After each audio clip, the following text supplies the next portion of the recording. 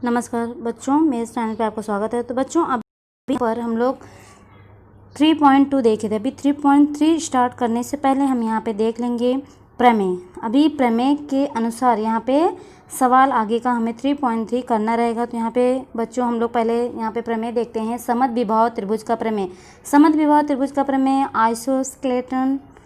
आइसोस्केलेटन triangle theorem में यहाँ पे देखेंगे कि समद्विबाहु त्रिभुज का जो प्रमेय होता है एक इसमें देखेंगे यदि त्रिभुज की दो भुजाएं, समद्विबाहु त्रिभुज किसे कहते हैं, जब किसी त्रिभुज की दो भुजाएं यहाँ पर क्या होती हैं, बरोबर होती हैं। अभी दो भुजाएं देखी हैं यहाँ पे ए बी और ए सी, ये दोनों क्या हैं, बरोबर हैं। तो दो भुजाएं अगर सर्वांगसम होती हैं तो उन भुजाओं के सम्मुख के कोण भी सर्वांगसम होते हैं। तो इनके जो सामने का जो कोण बनेगा, मतलब कोण जो बी बनेगा और यहाँ पे इसका जो कोण सी बनेगा, ए भी क्या होगा, सर्वांगसम होगा। तो हमें बच्चों यहाँ पे सिद्ध क्या करना है, यही बी और सी कोण दोनों क्या करना है, हमें सिद्ध करना है। यहाँ पे देखिए सादे करने के लिए क्या दिया है, कोण बी और कोण सी, मतलब 3 अक्षर में ए बी सी और कोण ए सी बी दिया है। आपको क्या करना है, सिद्ध करना है।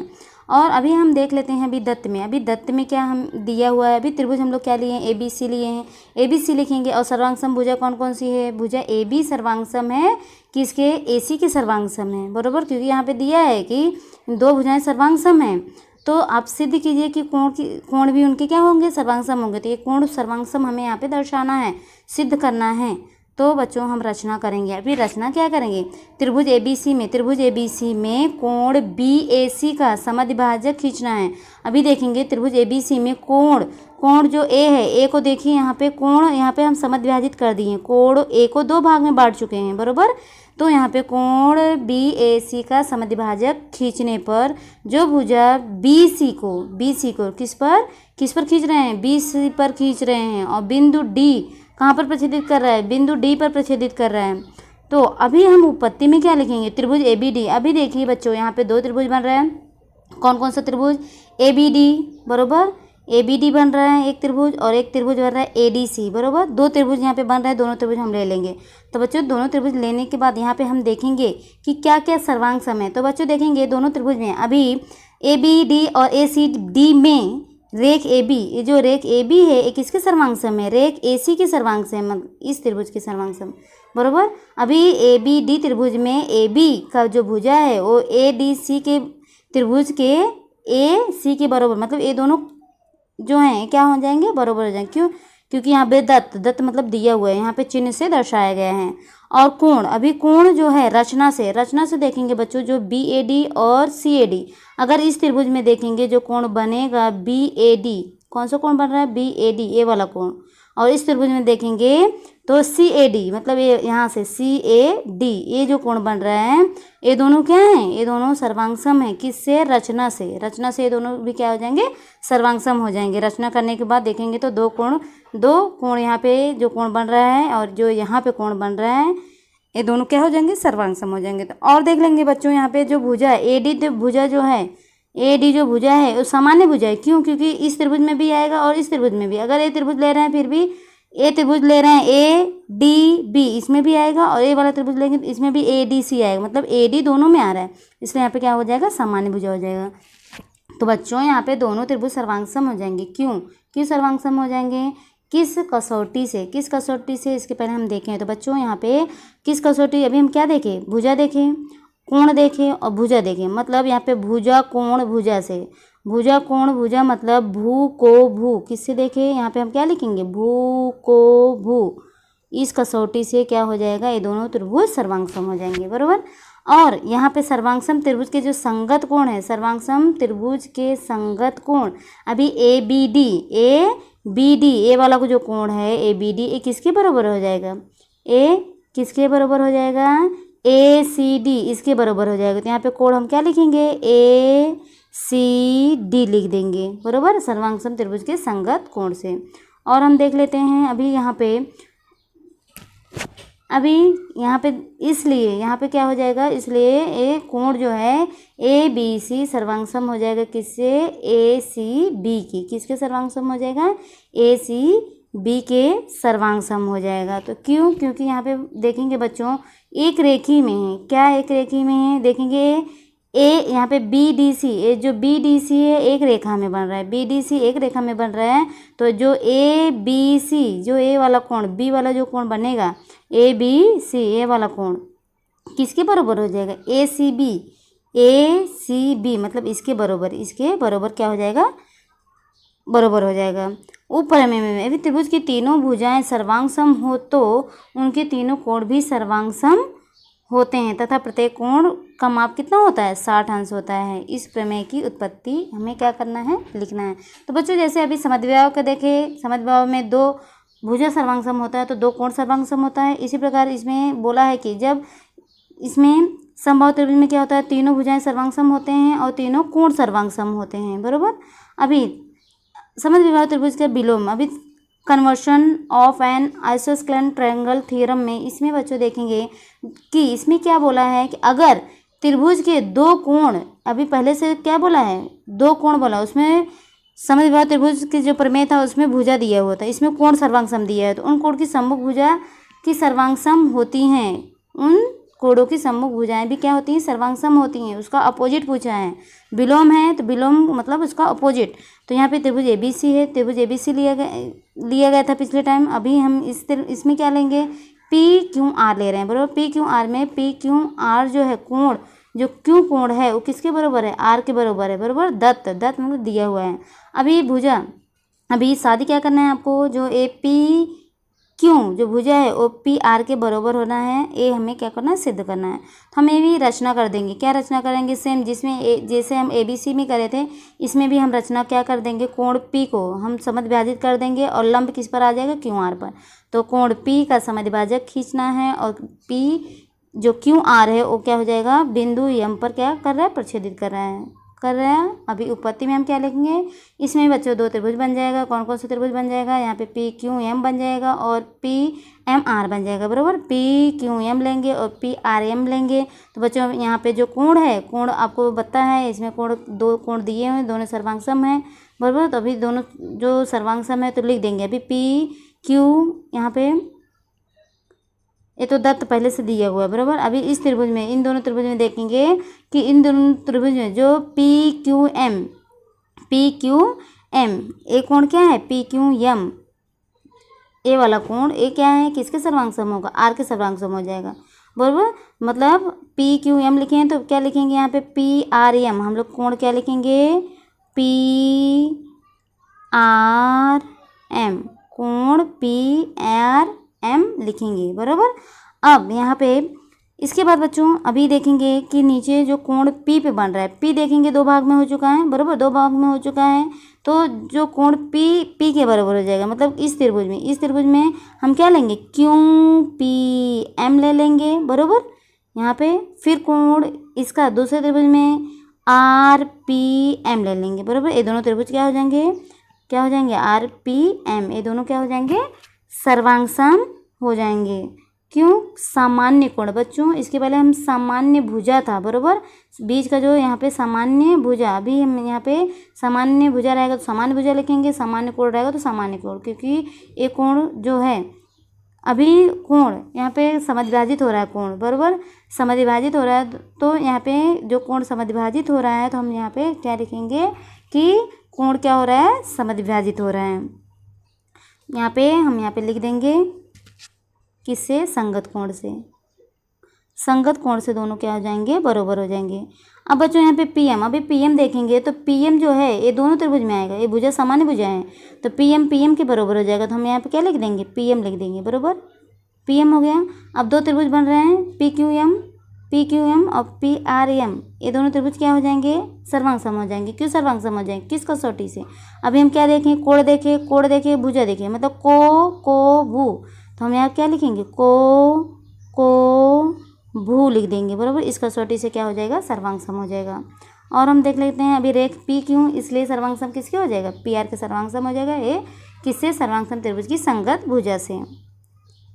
अभी और बच्चों यहाँ पे 30, 60, 90 का प्रमेय यहाँ पे हम देख लेंगे। 30, 60, 90 का प्रमेय में यहाँ पे दिया हुआ है 30, 60, 90। तो बच्चों यहाँ पे त्रिभुज ए बी सी दिया है 30, 60, 90। ये यहाँ यदि किसी समकोण त्रिभुज के न्यून कोण 30 तथा 60 तथा यहाँ पे 30 और 60 हो तो इसकी सम्मुख की भुजा कर्ण का आधा होता है। क्या होता है? कर्ण का आधा होता है। तो यहाँ पे दत्त में दिया हुआ है, दत्त में क्या दिया है? समकोण त्रिभुज हम लोग क्या लिए हैं? ABC लिया गया है, बरोबर। इसमें कोण B पे 90 अंश बन रहा है, कोण B 90 अंश हो गया। कोण C 30 है तो यहाँ पे 30 लिखा गया है। कोण A 60 है इसलिए 60 लिखा गया है। अभी साथ क्या करना है कि जो भुजा AB जो भुजा है वो कर्ण का क्या होगा?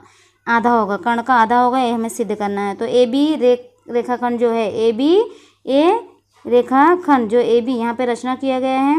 अभी क्या रचना किया गया है? AB जो है, AB को क्या किया गया है? बढ़ाया गया है, बरोबर। क्या बोला है कि AB रेखाखंड को D तक बढ़ाया गया और D को इस प्रकार लें कि AB और BD। तो देखेंगे जो AB है और जो BD है ये क्या होंगे? दोनों बराबर होना चाहिए और DC की यहाँ पे रचना कर देना है हमें, बरोबर। तो यहाँ पे बच्चों अभी देखेंगे दो त्रिभुज बन रहे हैं, 1 और 2, बरोबर। दो त्रिभुज बन रहे हैं तो बच्चों यहाँ पे ABC त्रिभुज और DCB दोनों त्रिभुज में हम देखेंगे कौन सी भुजा किसके सर्वांग समूह हो जाएगा। तो देखेंगे AB और BD ये क्या होंगे? सर्वांग समूह हो जाएंगे। क्यों? रचना से। यहाँ पे क्या आएगा? रचना से। किससे? रचना से। अभी कोण देखेंगे, कौन सा कोण? यहाँ पे 90 अंश का कोण बन रहा है ABC, इस पे 90 अंश बन रहा है। और यहाँ B पे DBC, इस पे भी 90 अंश। तो यहाँ पे समकोण आ जाएगा। क्या आ जाएगा?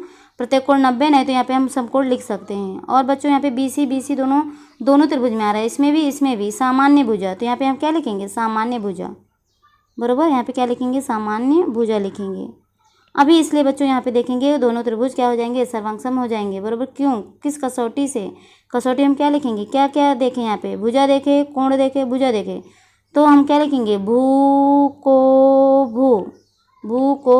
कसौटी से क्या हो जाएगा? दोनों त्रिभुज सर्वांग सम हो जाएगा। इसलिए कोण जो A बनेगा, जो कोण A और जो कोण D बन रहा है, बरोबर। कोण A मतलब BAC और BDC मतलब A वाला कोण, ये दोनों सर्वांग सम हो जाएंगे। जब A 60 है तो AB क्या हो जाएगा? 60 अंश हो जाएगा। और यहाँ पे देखेंगे तो यहाँ त्रिभुज में ABC 60 है तो BDC भी क्या हो जाएगा बच्चों? 60 हो जाएगा, बरोबर। अभी ADC त्रिभुज बन रहा है ADC में पूरा त्रिभुज, ये त्रिभुज में हम देखेंगे बच्चों जो कोण D बन रहा है वो C के बराबर है। किसके? जो ये कोण D है, अभी क्या बोला है? DAC जो कोण A बन रहा है DAC 60 बन रहा है, बरोबर। और किसके बराबर हो जाएगा? ADC, इसके बराबर हो जाएगा, बरोबर। ये दोनों कोण क्या हो जाएंगे? 60 हो जाएंगे। और यहाँ पे जो C बन रहा है ये भी 60, क्योंकि बच्चों यहाँ पे 30 है तो यहाँ पे भी 30 हो जाएगा, बरोबर। 60 आ जाएगा। त्रिभुज के कोणों के मापों का योगफल।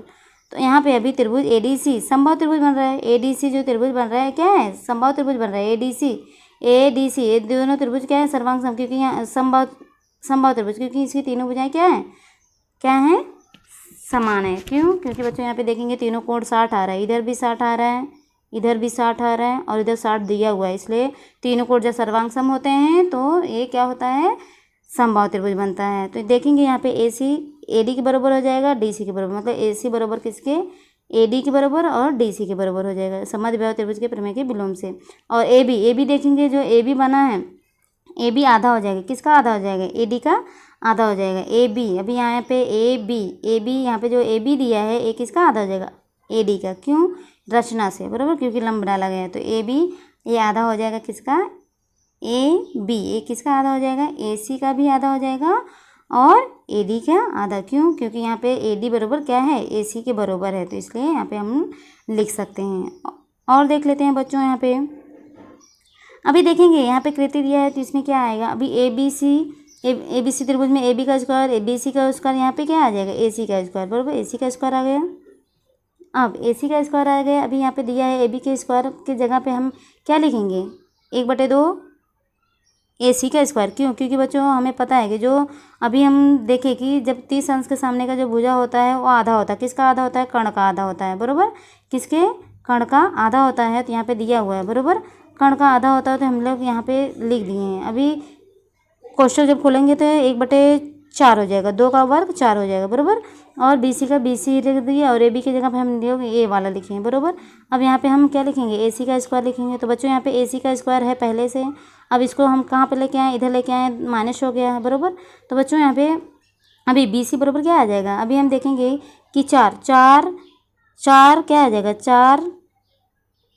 4 AC का स्क्वायर, 4 में से 1 AC घटा देंगे तो क्या आएगा, 3 AC आ जाएगा, 3 AC आ जाएगा। तो बच्चों यहाँ पे वर्गमूल निकालने पर वर्गमूल निकालेंगे तो काड़ी में आ जाएगा, बराबर, काड़ी में आ जाएगा। तो यहाँ पे बटे में 2 भी है, क्योंकि नीचे यहाँ पे क्या रहेगा, 2 रहेगा। तो बच्चों यहाँ पे जब BC निकालेंगे हम लोग, BC निकालेंगे, वर्गमूल निकालेंगे दोनों पक्षों में, तो काड़ी में 3 और बट्टे में क्या आ जाएगा, यहाँ पे 4 है, यहाँ पे नीचे 4 है तो हम यहाँ पे 4 ले लेंगे, बराबर। 4 लेंगे, 4 का वर्गमूल आपको पता है 2 होता है, तो यहाँ पे 2 आ गया है, बराबर। और 3 काड़ी में ही रहेगा क्योंकि इसका वर्गमूल नहीं निकलता, और AC का स्क्वायर है तो इसका AC आ जाएगा, बराबर। अभी यहाँ पे 45 45 90 का 45 45 90 हो तो समकोण बनाने वाली प्रत्येक भुजा की लंबाई बच्चों 1/कड़ी में 2 कर्ण का होता है। तो यहाँ पे हम देख लेंगे त्रिभुज ABC में कोण B जो है वो 90 अंश है, और कोण A और C क्या है, 45 45 हैं। तो AB और BC क्या हो जाएंगे, बराबर। AB और जो BC हो जाएगा ये क्या हो जाएंगे, बराबर, क्योंकि बच्चों यहाँ पे 45 45 कोण मतलब 2 कोण सर्वांग है, इसलिए 2 भुजा भी सर्वांग सम हो जाएंगे समद्विबाहु त्रिभुज से, बराबर। अभी यहाँ पे पाइथागोरस प्रमेय से यहाँ पे देखेंगे AB का स्क्वायर BC का स्क्वायर। अभी कर्ण हमें यहाँ पे लेना है तो हम यहाँ पे कर्ण ले सकते हैं, बराबर। तो बच्चों यहाँ पे अभी यहाँ पे BC की जगह पे AB रख सकते हैं, तो यहाँ पे हम AB का स्क्वायर लिख सकते हैं, बराबर, क्योंकि यहाँ पे भुजा क्या है, AB और BC बराबर है, इसलिए हम यहाँ पे AB की जगह BC की जगह AB लिख सकते हैं।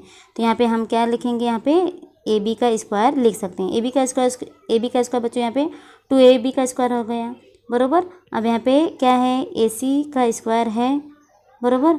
अब यहाँ पे AB का स्क्वायर, अभी ये 2 जो है इधर गुणा हो रहा है, उधर जाके बटे में आ जाएगा, बराबर।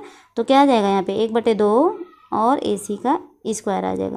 तो बच्चों वर्गमूल लेने पर दोनों पक्ष में वर्गमूल लगेंगे तो वर्गमूल हट जाएगा, AB बराबर। अभी एक काड़ी में आ जाएगा, अभी 2 काड़ी में हो जाएगा, बराबर, क्यों, क्योंकि वर्गमूल नहीं निकलेगा और AC आ जाएगा। मतलब यहाँ पे सिद्ध हो चुका है कि AB बराबर होता है कर्ण 1/2 काड़ी में 2 कर्ण, बराबर। यहाँ पे सिद्ध हो चुका है, कर्ण क्या है, AC है, इसलिए यहाँ पे क्या है, AC है। अभी और हम देख लेते हैं बच्चों, यहाँ पे 45 45 90 का देख लिए। अभी इसे ध्यान में रखना है बच्चों कि अगर यहाँ पे पहला त्रिभुज के कोण 30 60 90 का हो तो 30 के सम्मुख का जो कर्ण क्या होता है, सम्मुख भुजा कर्ण की आधी होती है, हमने देखा। और 60 अंश के कोण का जो सम्मुख भुजा होता है वो कर्ण का क्या होता है, कर्ण में 3/2 कर्ण होता है, बराबर। ये किससे होता है, 30 60 90 के प्रमेय में। अभी 45 45 का बच्चों अब भी देख रहे हैं हम लोग, इसमें जो समकोण वाले जो प्रत्येक जो भुजा होती है वो क्या होती है, कर्ण की 1/कर्ण में 2 होता है, बराबर। अभी हम लोग देखें कर्ण का बटे में कर्ण 2 होता है, किसमें, किस प्रमेय में से, 45 45 90 अंश के। अभी बच्चों यहाँ पे त्रिभुज की माध्यिका, अभी त्रिभुज की माध्यिका किसे कहते हैं, अभी त्रिभुज की यहाँ पे देखिए माध्यिका, एक त्रिभुज है, यहाँ माध्यिका खींचा गया है, AD किस पर खींचा गया है, BC पर। 2 भाग समान भाग में बांट देगा, बराबर। इसलिए त्रिभुज की शीर्ष बिंदु तथा उनकी सम्मुख भुजा के मध्य बिंदु जोड़ने वाले रेखाखंड को उस त्रिभुज की माध्यिका कहते हैं, बराबर। और D यह भुजा BC का क्या है, मध्य बिंदु है, इसलिए AD क्या होगा, AD BC का माध्यिका, मतलब इस त्रिभुज का ABC त्रिभुज का माध्यिका कहलाएगा। इसी को हम क्या कहते हैं, माध्यिका कहते हैं। बच्चों ये ध्यान में रखना है कि यहाँ पर अगर किसी एक त्रिभुज की ABC, यहाँ पर देखेंगे ABC त्रिभुज दिया हुआ है, बराबर। इसमें अगर त्रिभुज की माध्यिका AD BE CE मतलब 3 दिया हुआ है, बराबर, 3 माध्यिकाएं हैं, उनकी संगामी बिंदु, यहाँ पे एक संगामी बिंदु G बन रहा है, बराबर। तो विभाजन की सहायता से जो AG, यहाँ पे देखेंगे जो AG बन रहा है, बराबर, AG और GD, यहाँ पे GD की जो लंबाई का तुलना अगर हम करेंगे तो बच्चों AG और GD की दुगनी होगी। AG की लंबाई GD मतलब ये क्या हो जाएगा, दुगना हो जाएगा, जो GD हो जाएगा वो दुगना हो जाएगा, किससे, AG का दुगना हो जाएगा। तो इसी प्रकार हम BG, अभी यहाँ पे BG ए वाला A, इसकी लंबाई जो है GE की दुगनी हो जाएगी, जो यहाँ पे GE है उसकी दुगनी हो जाएगी। तो इसका हम कैसे देखेंगे कि इसमें हम माध्यिका के जो संगामी बिंदु होता है माध्यिकाओं को किस अनुपात में विभाजित करता है, 2:1 में विभाजित करता है। मतलब अगर ये 2 रहेगा तो एक क्या रहेगा, 1 रहेगा। अगर बच्चों ये 2 रहेगा तो क्या रहेगा, 1 रहेगा, बराबर। किसमें अनुपात में, ये 2 रहेगा तो 1 रहेगा, ये 2 रहेगा तो ये 1 रहेगा, बराबर। किसमें, 2:1 में विभाजित करता है। इस बच्चों अभी 3.3 में देखते हैं सवाल, इसके आधारित सवाल दिए गए हैं। अभी समकोण त्रिभुज के कर्ण पर खींची गई माध्यिका का गुणधर्म बच्चों यहाँ पे देख लेते हैं। तो यहाँ पे त्रिभुज दिया हुआ है, बराबर, त्रिभुज दिया हुआ है, समकोण त्रिभुज के कर्ण पर खींची गई माध्यिका कर्ण की आधी होती है, बराबर। तो यहाँ पे हम देखेंगे कि समकोण, अभी समकोण त्रिभुज क्या दिया हुआ है, ABC, समकोण त्रिभुज ABC की माध्यिका BD है, क्या है यहाँ पे देखेंगे, BD है। अब यहाँ पे BD जो है एक कर्ण का आधा होगा, कर्ण क्या है, AC है, तो बराबर ये आपको क्या करना है, सिद्ध करना है। रचना में BD, अभी हम यहाँ पे BD क्या कर दिए हैं, BD E तक लेके गए हैं, बराबर। और BDE एक रेखी हो जाएगा, इसके लिए लिख दिए। और लेंथ BD, ये जो BD है लेंथ, वो किसके बराबर हो जाएगा, DE के बराबर हो जाएगा, बराबर। EC का माप ज्ञात कीजिए। तो बच्चों यहाँ पे उत्पत्ति में देख लेते हैं। वो उत्पत्ति में हम देखेंगे कि इसके बीच जो त्रिभुज बन रहा है, दो त्रिभुज बन रहा है, ADB ये वाला त्रिभुज, बराबर, ADB और CDE, अभी यहाँ पे देखेंगे CDE वाला, ए वाला त्रिभुज, बराबर। इसमें बच्चों ए देखेंगे दो भुजा, एक भुजा एक किसके सर्वांग सम हो जाएगा, इसके सर्वांग सम हो जाएगा, और एक भुजा इस त्रिभुज का इस त्रिभुज के इसके भुजा के सर्वांग सम हो जाएगा, बराबर। तो यहाँ पे देखेंगे भुजा और जो कोण यहाँ पे कोण यहाँ पे देखेंगे, एक कोण जो शीर्षाभिमुख से बच्चों ये क्या हो जाएंगे, शीर्षाभिमुख से सर्वांग सम हो जाएंगे। तो देखेंगे तो ये किससे भू को भू से क्या हो जाएंगे, सर्वांग सम। यहाँ पे क्या आ गया है, भू को भू, क्योंकि यहाँ पे भुजा फिर कोण फिर भुजा लिए हैं, इसलिए भू को भू से दोनों त्रिभुज क्या हो जाएंगे, सर्वांग सम हो जाएंगे। अभी यहाँ पे AB और EC, जो AB है और जो EC है ये क्या है, समांतर हैं बच्चों, देखिए ये समांतर हैं, बराबर, एकांतर कोण से। अभी एकांतर कोण से त्रिभुज जो यहाँ पे एकांतर कोण से के कसौटी से यहाँ पे देखेंगे, जो एकांतर कोण से जो कसौटी यहाँ पे बनेगा, तो यहाँ पे जो त्रिभुज ABC जो ए वाला त्रिभुज ABC और जो त्रिभुज ECB ए वाला त्रिभुज, ये क्या हो जाएंगे, दोनों सर्वांग सम हो जाएंगे, बराबर। यहाँ पे देखेंगे तो जो कोण बनेगा, कौन सा कोण, एकांतर कोण, यहाँ पे एकांतर कोण ऐसे, क्योंकि यहाँ पे एकांतर कोण क्या होंगे, सर्वांग सम हो जाएंगे, तो इससे क्या हो जाएगा, ये सर्वांग सम हो जाएगा भू को भू कसौटी से। और BD, अभी BD आधा हो जाएगा, किसका हो जाएगा, आधा, BD कर्ण का आधा। अभी कर्ण क्या है, AC है, इसलिए जो BD है लंब है, तो इससे क्या हो जाएगा, सर्वांग, ये आधा हो जाएगा किसका, कर्ण का। ये ध्यान में रखना है बच्चों कि अगर यहाँ पे किसी भी समकोण त्रिभुज के कर्ण पर खींची गई माध्यिका की जो लंबाई होती है वो कर्ण की आधी होती है, याद रखना, क्योंकि 3.3 में अभी हमें इसकी ज़रूरत पड़ेगा। तो नेक्स्ट वीडियो में बच्चों हम सवाल देखेंगे, प्रश्न संख्या 3.3 देखेंगे। तो बच्चों अभी कुछ डाउट रहेगा तो आप कमेंट कर सकते हैं। धन्यवाद।